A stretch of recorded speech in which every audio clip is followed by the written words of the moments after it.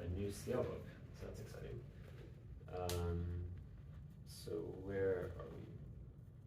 We've got C sharp would be E major. Yeah. Although it looks like they only give you harmonic minor. Maybe melodic is in the back. Okay. Okay, cool. But yeah, that's great. You want to do it one more time?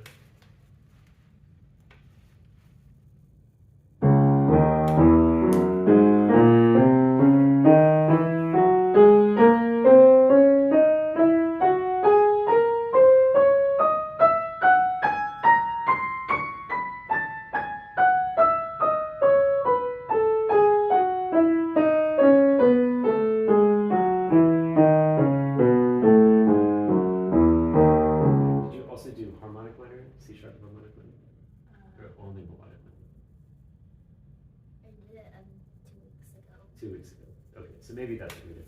So I guess we'll move on now to Calvin. Just gonna kind of stretch. Oh, he's gonna listen to your lesson.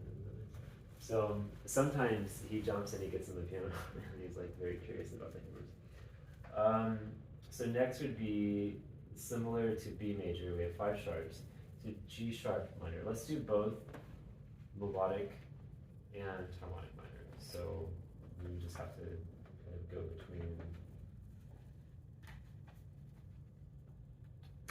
this page, and then also here. So yeah, I'll just put today's date for this one. Today is the 18th, 19th. So 6, 19, G sharp. We get a double sharp when you see that. You're familiar with double sharps? Yeah, so that's where we already have a sharp. We already have a G sharp, or sorry, an F sharp. And so it's like an F sharp sharp. And so the way that we use that is just to, so it's quite excessive. And then we are here. Yeah, double sharp, even explain what it is. Harmonic minor. So 6, 19. Okay, great. Shall we do, let's see, Bartok?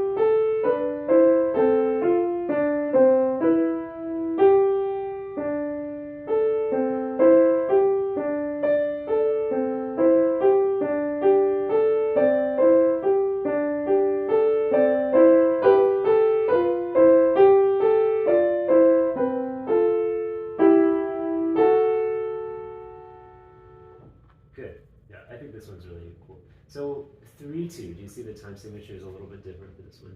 What does that mean? 3 beats. Yeah. So we still have 3 beats, like in 3/4, but now we're counting like 1, 2, 3. Let's do it one more time. I'll kind of count under you. Maybe you could go a little bit slower because it says lento pretty slow. Like 1 and 2 and 3 and 1, 2 and 3. Maybe just a little bit louder too. It says piano, but I think it has some more sound. 1, 2, 3, 1, 2, and 3,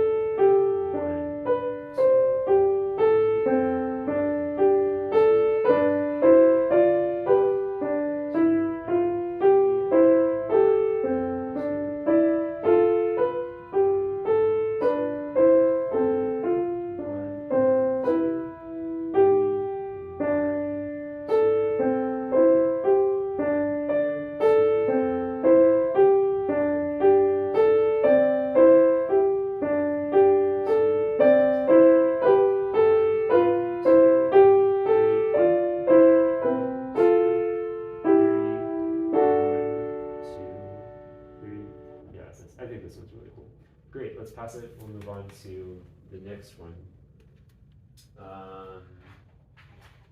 That's fine, that's fine. So now it is burglar, is that correct?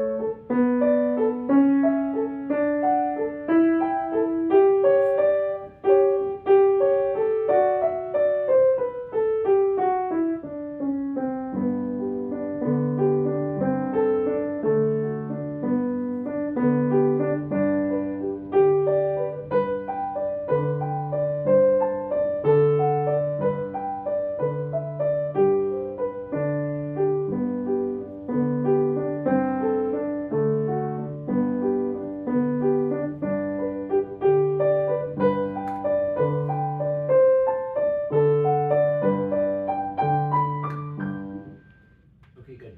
For now, let's just practice everything at least one dynamic level louder than what it says. We can make it a little bit softer later. I think it's going to make it easier to play. This whole piece does kind of stay in a quiet dynamic, so we have 2 P's at the beginning and then 2 P's again. And then this middle section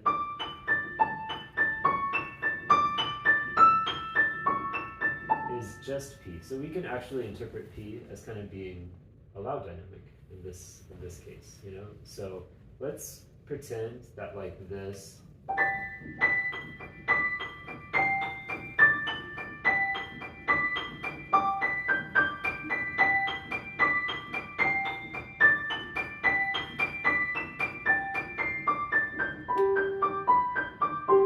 maybe something like that. And then when there is a crescendo, you can maybe imagine it goes all the way up to MP or MF or something like that. Just a little bit deeper into the keys, I think might make it easier to play.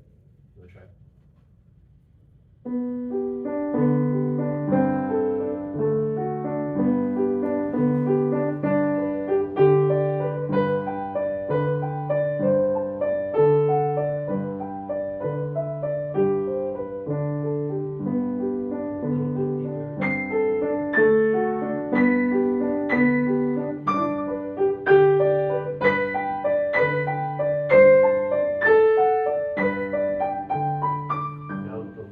Can really lean in here.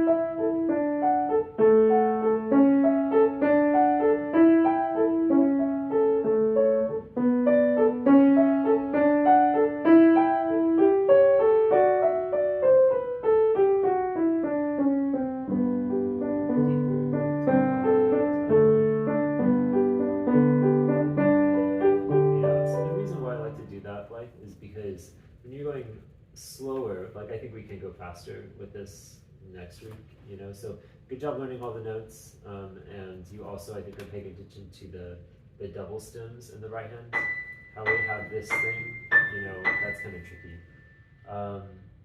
But yeah, when you go slower, you can kind of play a little bit louder, so that when you go faster, it'll naturally kind of settle to the dynamic that we want.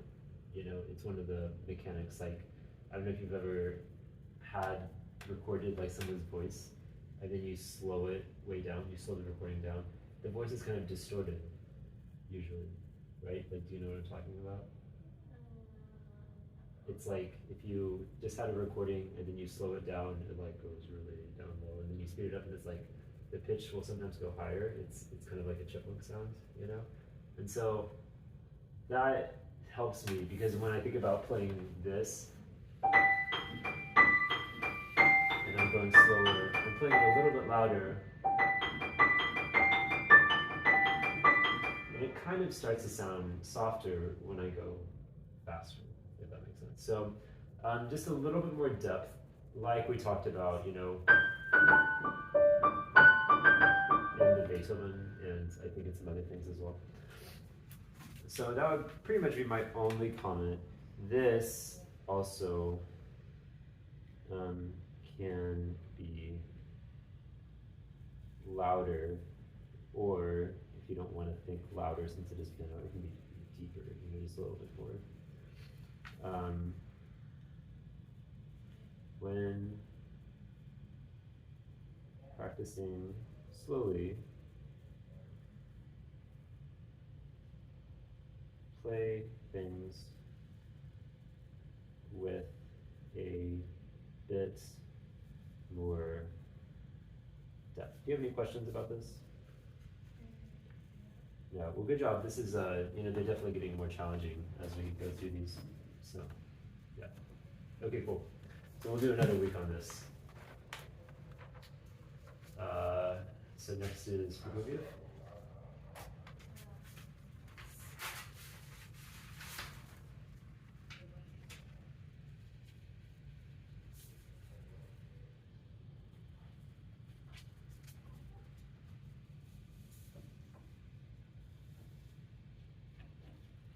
So how's this going? Good. Good. I had it exactly went to 120. Exactly at 120. Okay, cool. Do you want to see what that sounds like, or do you want to just start it? No, I haven't gone to. You have not gotten. Okay. Well, what's your? I see 96 in big numbers. Is that kind of your current speed? Today I increased it to 112. Okay, that's good. Yeah, we're pretty close to 120. So, do you want to hear 112? Or do you want to just start? Okay. Let me pull it up. Let's see, metronome.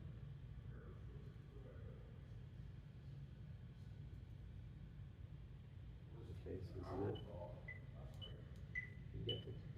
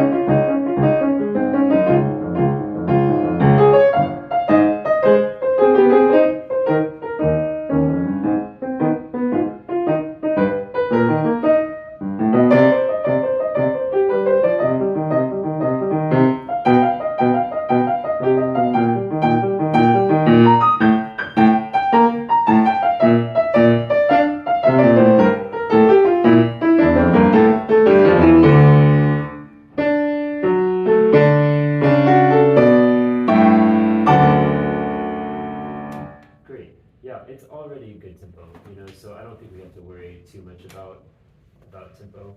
Little by little, you know, if in a week you have it at 120, then we're only 10 notches slower than what they recommend. They say anywhere between 130 and 140. So our tempo is actually really close. I think there's some other things that we can kind of focus on. Now, maybe we can talk a little bit more about having just a little bit more kind of like strength in the finger. Hopefully that won't give you any kind of like, weird tension in your hand. But if like this part of the finger is just a little bit more activated and a little bit stronger, I think that'll give us a sound that really fits well for this kind of piece, for this when Prokofiev sounds like this. It wouldn't sound very good in Beethoven or in Chopin or in like that Gillick Goldfish piece, So we don't want to always use it, but in this piece, I think it would be nice. Anywhere where we have moving eighth notes, and then later.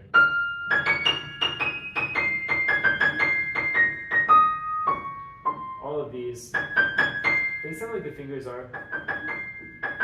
It's a little bit nice, and I think they can be.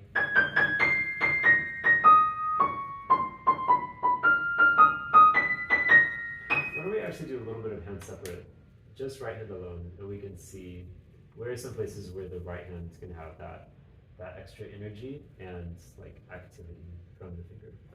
So how about just from the beginning?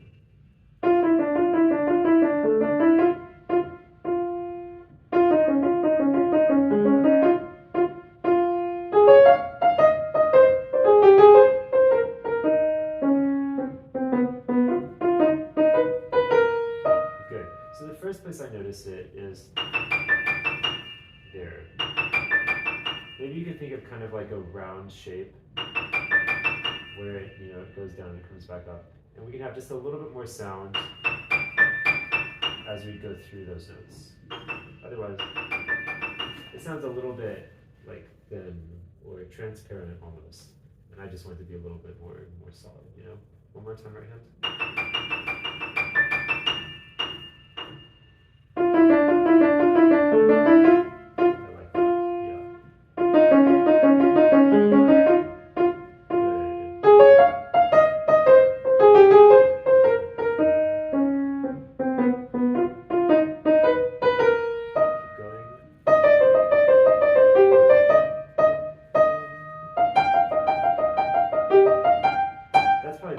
One, because that's that's an octave that you have to go down. Can you just do maybe from there?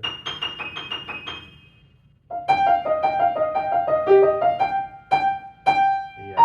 So I think there's a nice place where we can show a little bit of dynamic, degrees. We have this thing. Because we have this, and then we have this. And so I think this one, it's higher. You also see the crescendo marking. And that, takes us up to that thing. So it's like a stepping stone, We have this one, and then we have this one, and then we have and then that's like the biggest one. So why don't we actually go back to, we'll make that one kind of in the middle. And then this one's going to be more. Good. And then.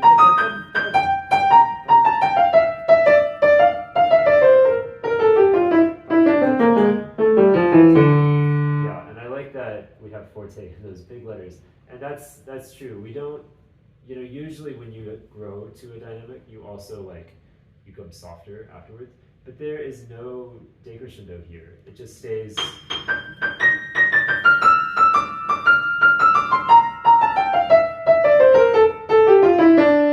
It stays forte, I think, all the way to that last D. So that's exciting, That was great. Can we do one more time? From there. And then level up.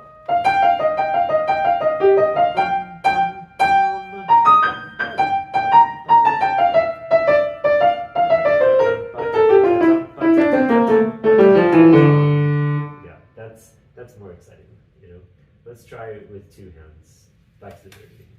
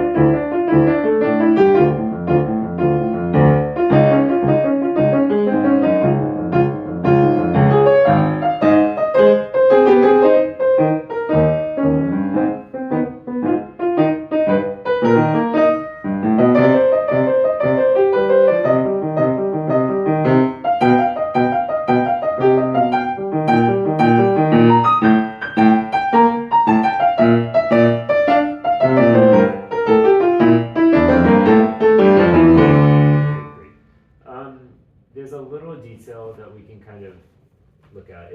It's so quick and fast, it's hard to even notice it. But let's see here, where is it?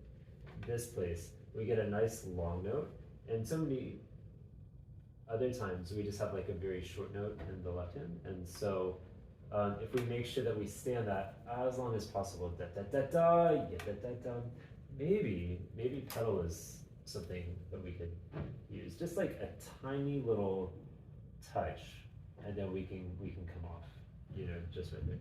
Let's see, where does that happen? Yeah, interestingly, here, yum, da, no, there, it's here as well. Do you mind if I sit for a second? I want to see if I like using pedal.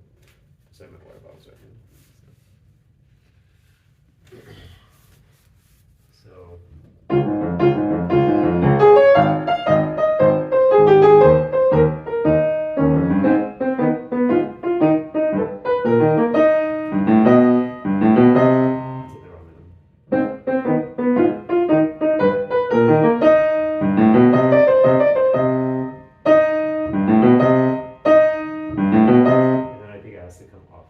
So, yeah, we can do it both places.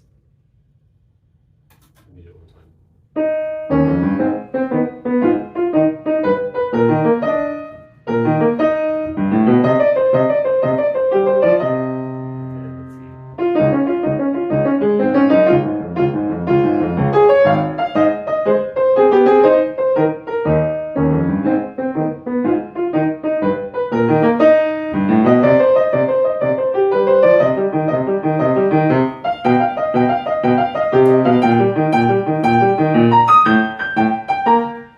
So I think the challenge is that I also, you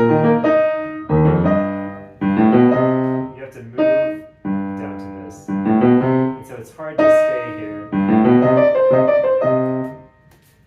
And so maybe the other thing, and doing this in slow motion is going to be a lot more helpful than what I'm doing, which I'm just playing it quickly, but actually like practicing it slowly and saying, okay, I'm going to stay da da da da, so that you're not in a hurry to move.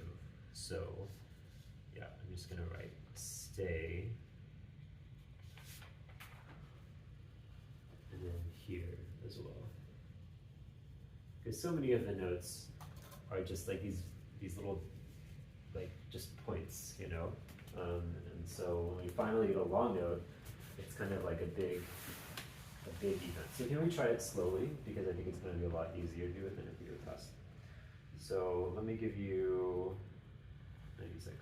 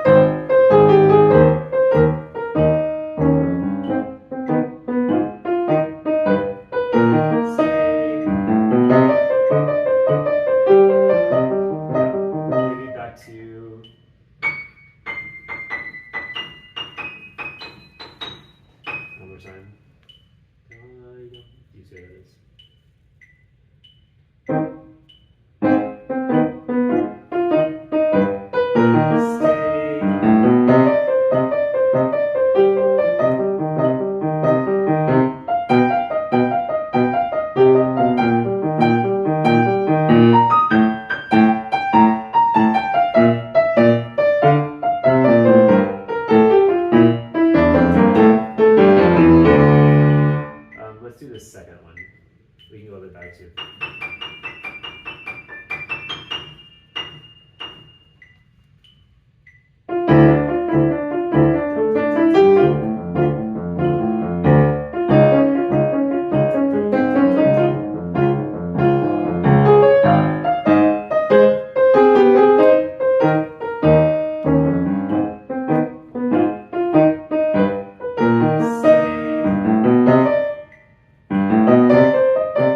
One more time.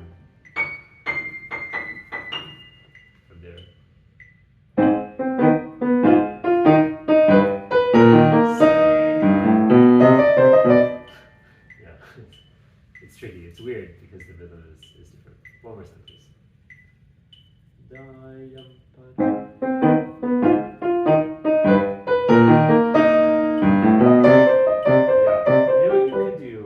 Is you could actually practice stopping there, not moving on, like giving it like 2 extra beats, something like.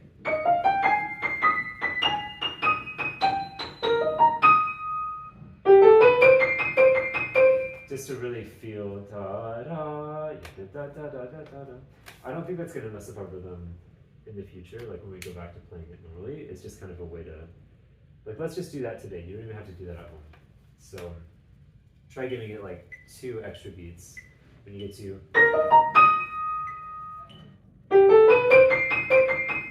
Something like that.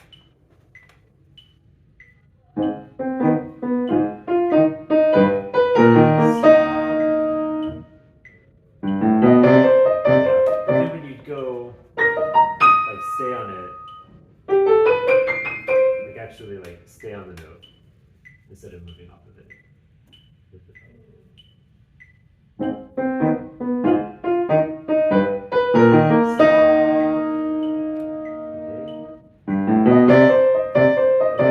now let's play it normally. Yeah.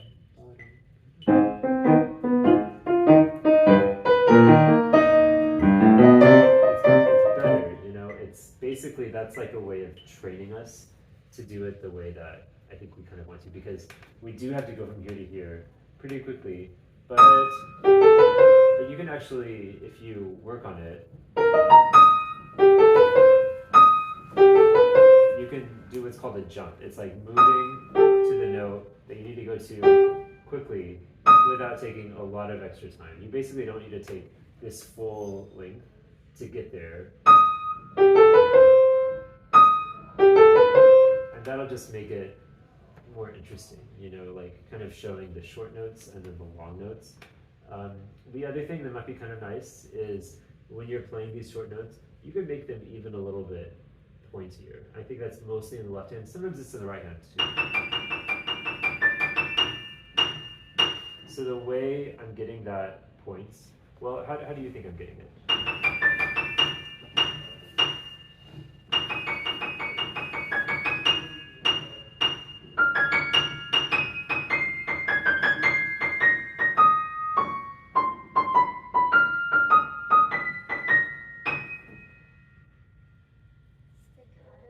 Yeah, but how am I getting that sound? Like, what am I doing with my fingers? Yeah, it's. What do you think? Lift. Okay, there's some lifts. I think it's from the finger, you know. So I really find that the finger is what gives me that sound. It's kind of like you're touching something and it's hot, you know. And so if you ever walk outside, especially now, and you're not wearing shoes, and the ground is like so hot. You're not just gonna like stay on the sidewalk for a long period of time. You're gonna like run as fast as you can because immediately you feel it. So it's that kind of motion. My fingers are really strong, and I'm really trying to get that sound from the very tip of my finger.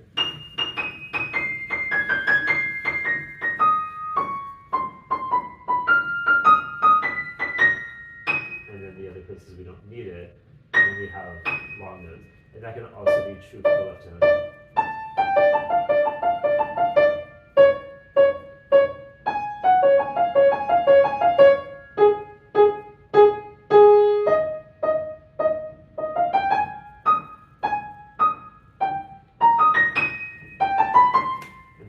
It'll have so much more energy, you know, and I think it's better. Let's do left hand. We've done some right hand now, so let's just do.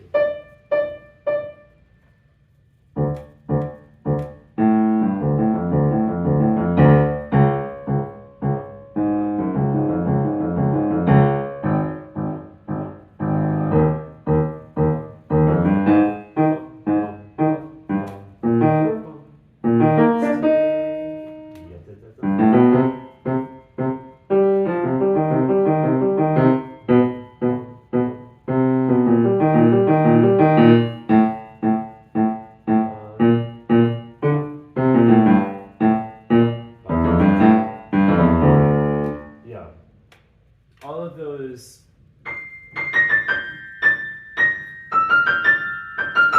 it's basically the same as having just a little bit of energy through those notes. Can you just go from where those A's start, the last two measures of the sound? You see what that is? The first A.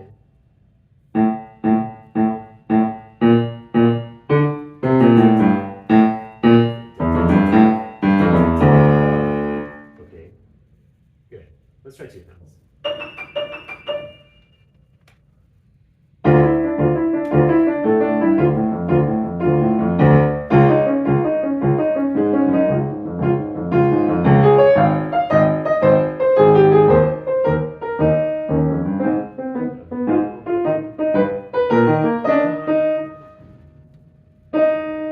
Yeah, let's do that one more time.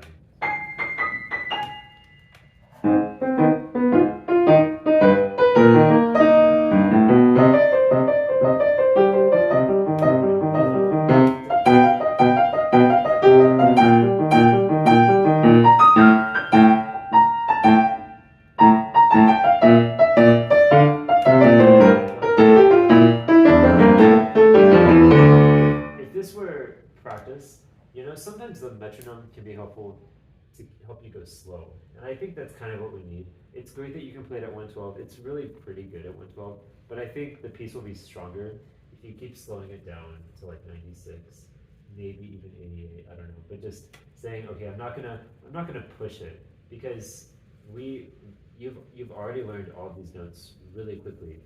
Now we need to make sure that all of this stuff like settles and really becomes like a nice like solid thing. So I would use the metronome to keep yourself from going fast. And if we were doing this at 96, let's do that one more time. And so we'll think about those, those staccatos. They have to come from the finger, not so much from the wrist. Wrists really aren't going to give you a good staccato, because if I try to play staccato with my wrist, I don't know, it's not precise enough. But the finger gives you a good staccato, so you can really think about that finger, especially the tip of the finger. And then ya-ta-ta-ta-ta-ta-dum, dum.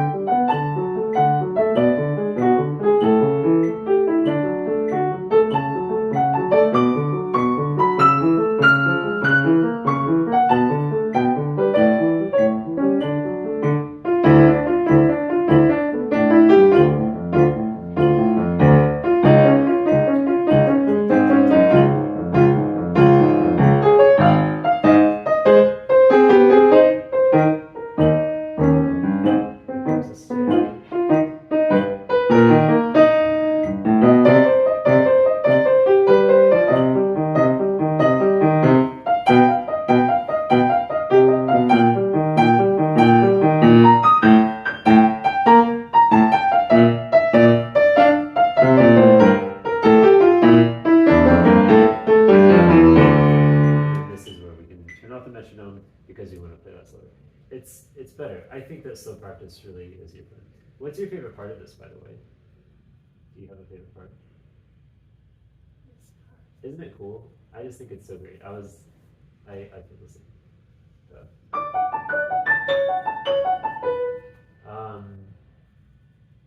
Yeah. So I think maybe this week you can try to see if you can find that that really clear staccato sound. I don't think I've asked you this. What kind of piano do you have at home? An upright piano. That's great. Yamaha Yamaha. U1, U2, U3. Okay. Yeah. I had a U1 just recently. Yeah. Well, Yamahas tend to have really clear sound, and so that's really good, especially for if you try to have a very clear so see if you can find that sound. You might listen to the recording and how I played it. Again, it's always going to come from the finger, and so just try to imagine it, really having such clear definition. I think you kind of understand what we've been talking about with like these notes. We don't want those notes to get like thrown away.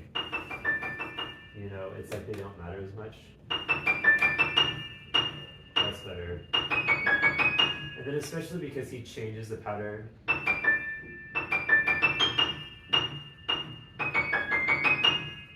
And so because it's different those times, it's kind of interesting, and so we just want to show that it's different, and it's like Prokofiev is a good composer, and he makes interesting choices, and so those are things that we want to kind of show. So I'll just put these notes kind of like in a box.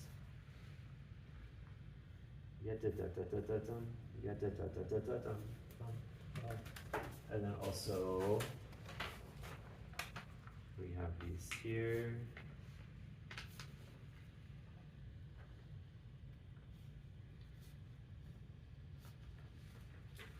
They use this as a desk, and so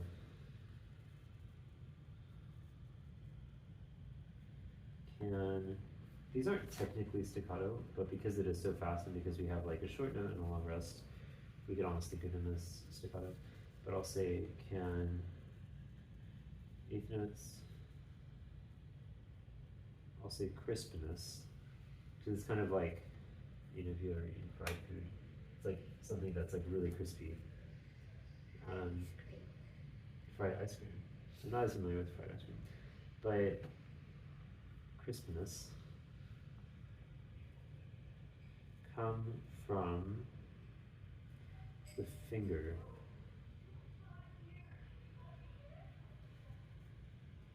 more than the wrist. The wrist is going to be really great for like having like a legato sound, and also the finger, of course.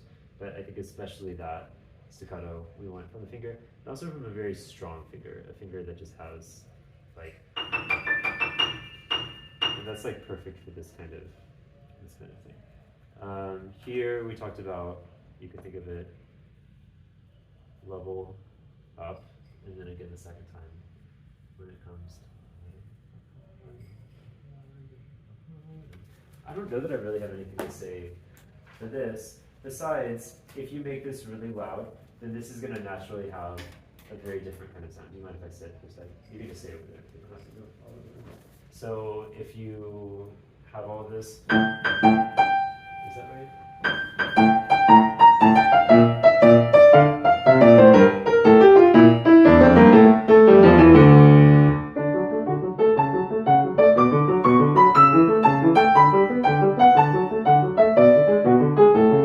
I think the most important thing is for this to sound like one thing, and this to sound like something else, So just see again if you can have like a really clear boundary. It's like we have this, and then we walk through a door, and it's like, oh my gosh, it's totally different. So do you want to try that maybe from the forte?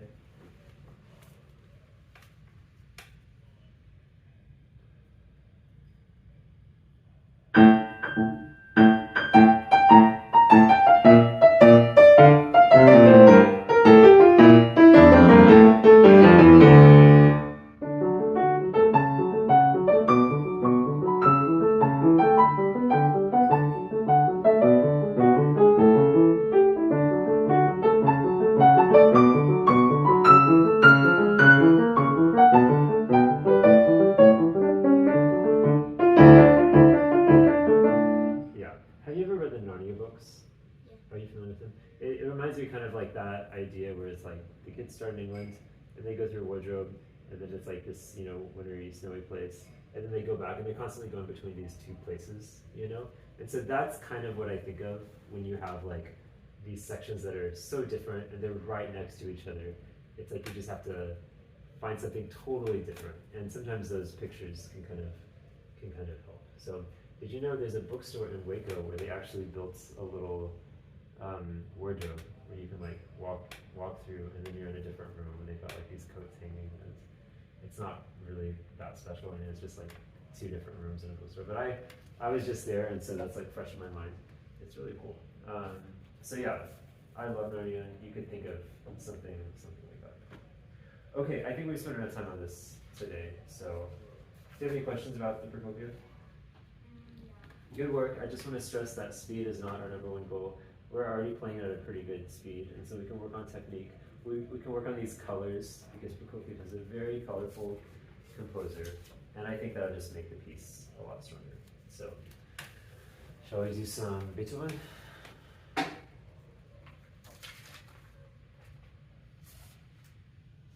Should look at the cat. He's very cozy today. Yeah, he's enjoying.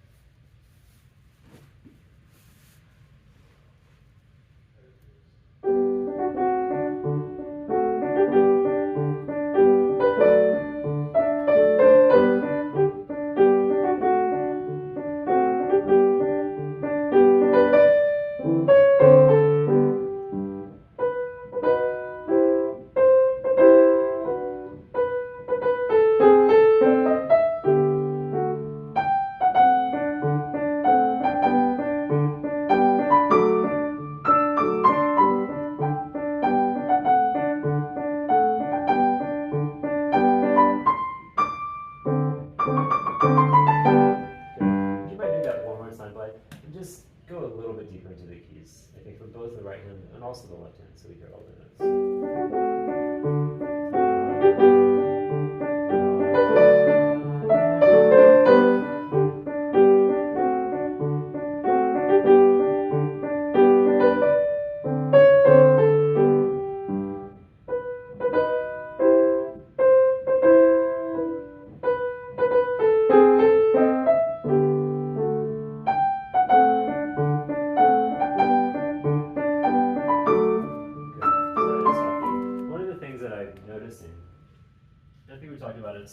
Whenever you have, I like that you're giving me more right than the left hand. That's good, that's definitely right.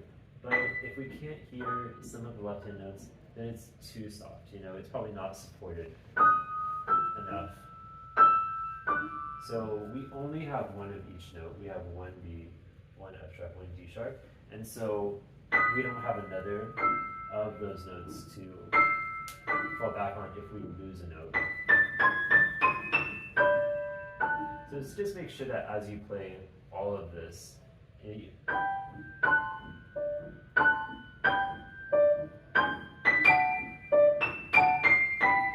getting pretty much all of our notes. The only notes that are really unimportant are these D's and the thumbs. So you can make those nice and soft. But the others can have just a little bit more warmth. You know, you don't have to think louder, but just a little more comfort.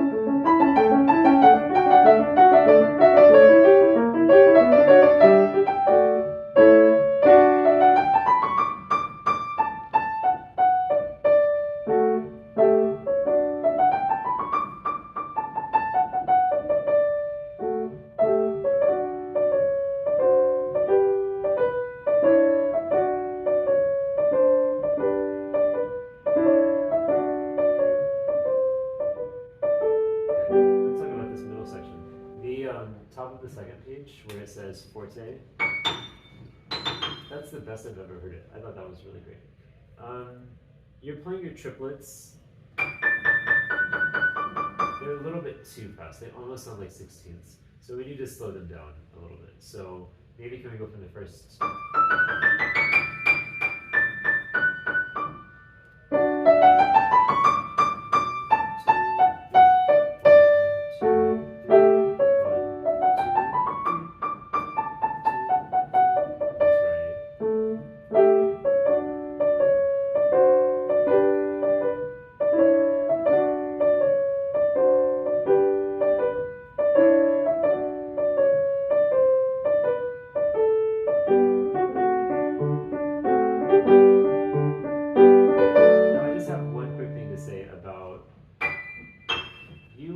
Still playing through those rests. You've been playing through them, I think since the very first week. You're not with the left hand.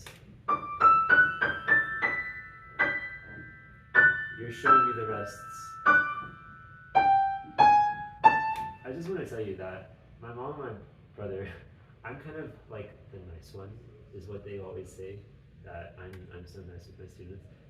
They can be very strict when it comes to these kinds of mistakes, and if something doesn't get fixed. So for example, they have something that's called a pizza party, which just means if a student doesn't fix a mistake, they put money in this, and then the money goes towards the pizza party. So they're clearly, and my brother's jar is like very full. So they do this to their students, which seems kind of like, it's intense, right? So if you don't want to give your money to your future teachers, make sure you fix these mistakes, okay? Like, yeah, it's like universal language. Rest. Rest. You're not playing a wrong note, but you are playing kind of a wrong rhythm because those are quarter notes followed by rests. So, can you try that again? Rest. Rest.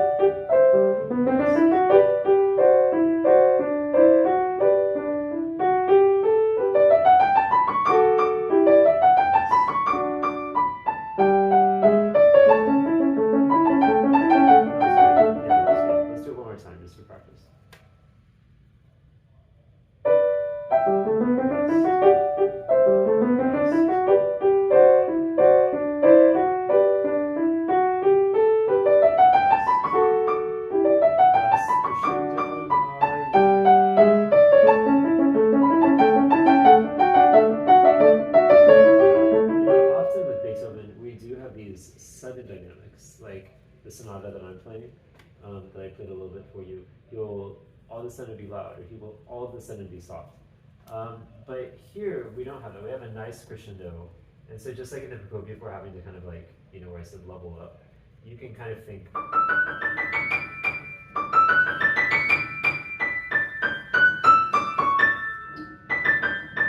So that it's kind of a bridge to that next section. And I think that'll just be kind of nice. Let's do one more time.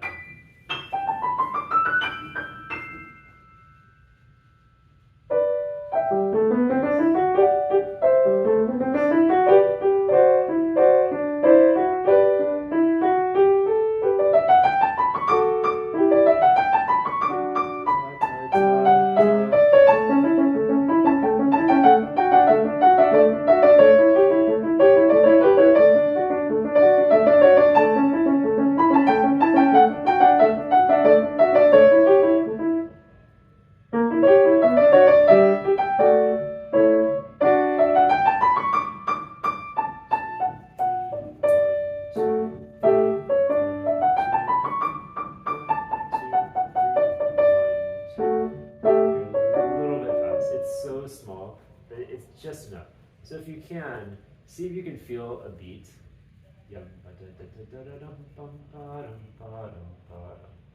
Because the beat, the quarter note isn't going to change. The faster notes are going to change. Can you just go from the scales?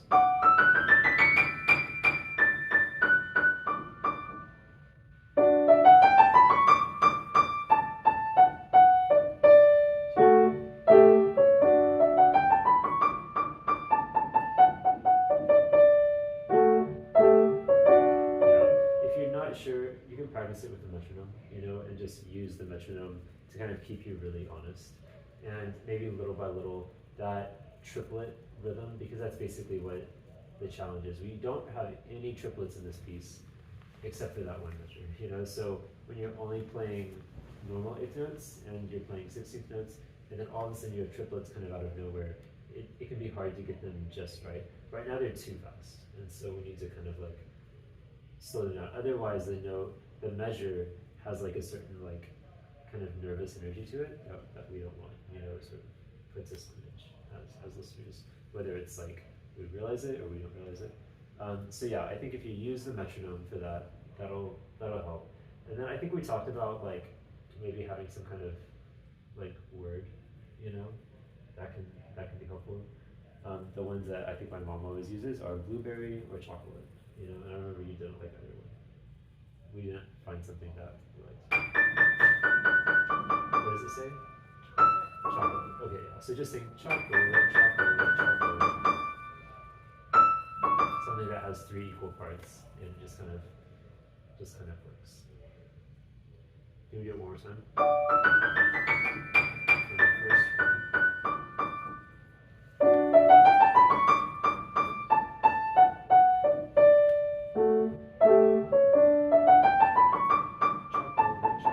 Chocolate, chocolate. That's better.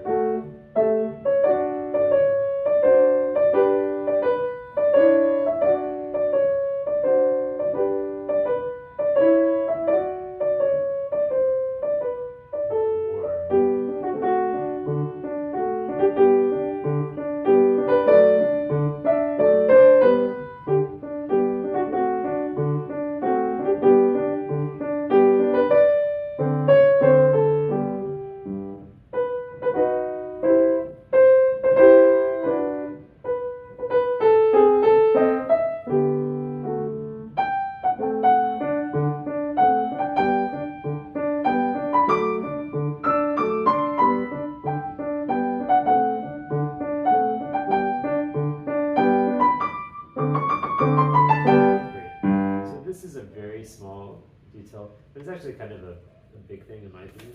When you get to these long notes, they're really hard to play on piano because as soon as we play them, we can't do anything. And it will often sound like there's an accent after the note, which we don't want. So if we play this louder, then it's going to blend better with the note that follows. So just be careful, because what I often hear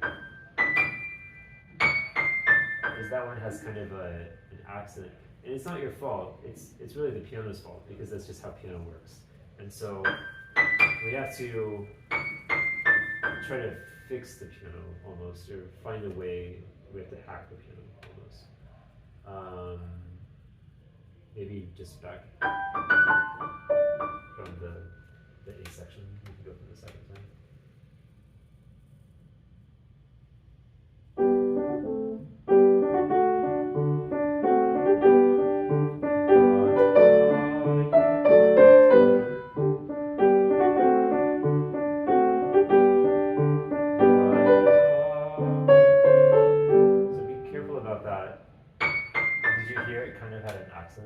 To it.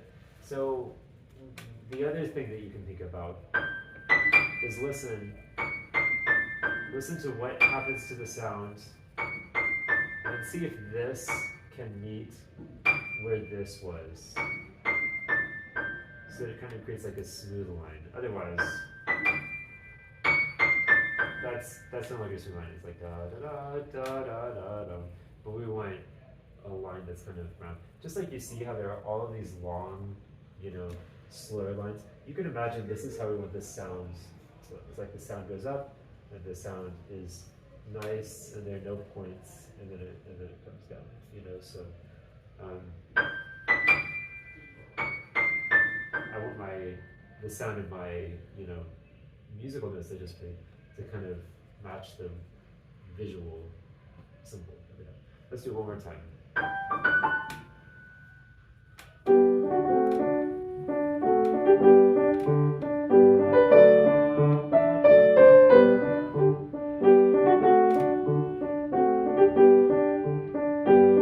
No accent.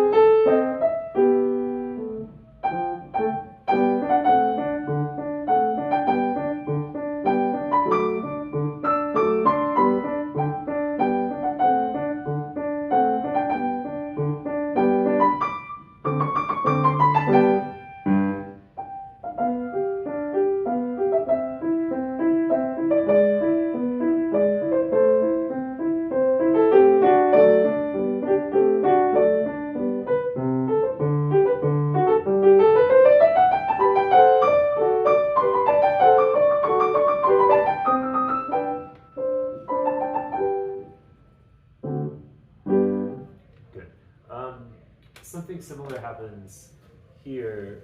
Be careful that you don't hold through these rests. Rest. Rest. It's so easy to hold through rests, and everybody does it. I think the best solution is to actually say rest, is to somehow make rests more active, as opposed to this like optional thing. It really sounds better, like the music breathes more when we have rests. And so I'm gonna put that in quotation marks. And so you can actually practice saying rest, rest, you know? Because as pianists, it's not like you're playing trumpet or you're singing and you're already using your breath, you know? We can actually use that as something to help us when we practice. And so I think that would be a helpful thing, is to actually say that. Good job on a lot of these things. I think the easiest way to think about it, it doesn't totally solve everything, but just think no accent when you get to these and all the other places. Okay, any questions about this? Okay, good job. You want to say hi to Calvin?